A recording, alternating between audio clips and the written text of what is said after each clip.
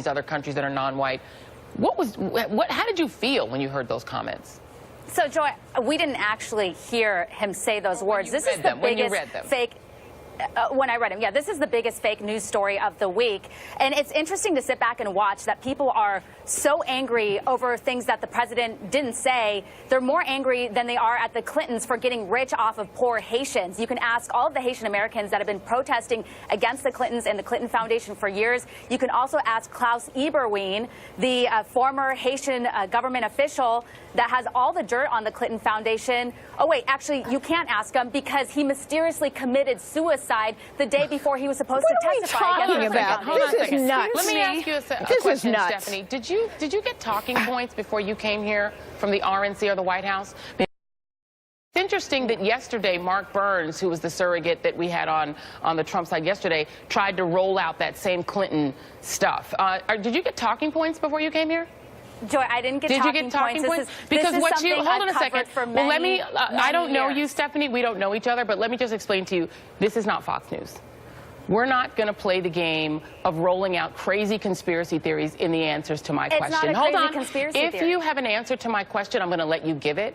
But what you're not going to do is throw out crazy conspiracy theories to try to take us off track. So I'm going to let you pause for a minute. I'm going to put you to the side for just a moment. I'm going to go to my other guests because they're more familiar with the way that we do things here. Jennifer Rubin, you heard Mia Love pretty powerfully, who is a Republican. So I guess Stephanie's calling her a liar, too, because she also responded to these comments.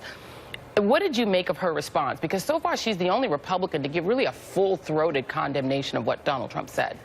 I thought it was impressive. I think it's indicative of kind of the cultist quality that there are people that are still denying it after, of course, Lindsey Graham apparently chastised the president in the room, and we've heard numerous other people come out and say it. So it's a little bizarre, frankly, that there are people who would go to such extremes to lie.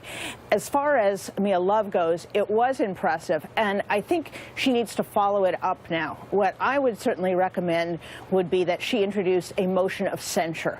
This has only happened once before, ironically against President Andrew Jackson, who is Trump's hero, and it's entirely appropriate for this situation. When the president behaves in a way that is not unconstitutional, but is heinous, is embarrassing, brings disgrace upon his office. And that's what I would encourage people to do. And by the way, as to people like Mr. Perdue and Mr. Cotton, who either have a newfound hearing loss or simply have a spineless episode once again, for them to say first, I didn't hear it, and then he didn't say it.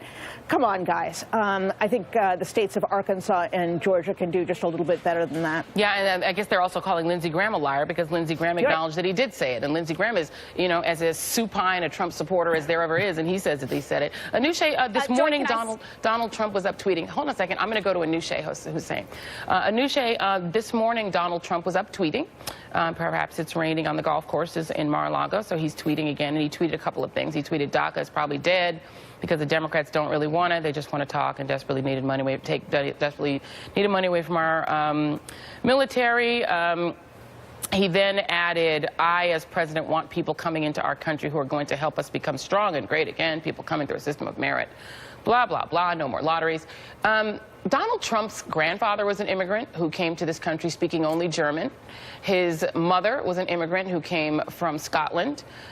His wife, two of the three have been immigrants. I wonder if you know, perhaps just through maybe, you know, just having experienced Donald Trump in the world, what were the merits of his family when they came here? And would they have even stood up to this idea that he has of a merit-based system where people need to speak English already, et cetera? I think the most important thing that Donald Trump's family members have in common when they immigrated here is they were white. Apparently, that's the only prerequisite Donald Trump really cares about. When this news first broke, I honestly was like, is this breaking news? Donald Trump is a racist? Have people of color not been saying this? Brown and black people for how long? I feel like this was an awakening for majority white people. The conversation, is Donald Trump a racist? And I almost became hardened and immune to it, Joy. And I have to tell you this, when I saw you speak on All In with Chris Hayes that night, it really brought it home to me how emotional this is. all immigrants. This is an insult to who we are as a country, to our parents. To see someone like Joy Reid, you know, and everything that you've accomplished in your life, look at the camera and say, this is where my parents were from shithole countries, according to the President of the United States. I really felt like it was a breaking point for me in many ways. It makes me so emotional. What do I say? I have 2 young girls, you know. I have a 7-month-old daughter and a 6-year-old daughter, and I don't want this idea in their head. This is why we live in America, that we are inferior because of our color. How do I keep that message away when it's coming from the top of the White House? And in the midst of all this chaos, Joy, he still hasn't comforted the people of Hawaii. Yeah, he hasn't said anything.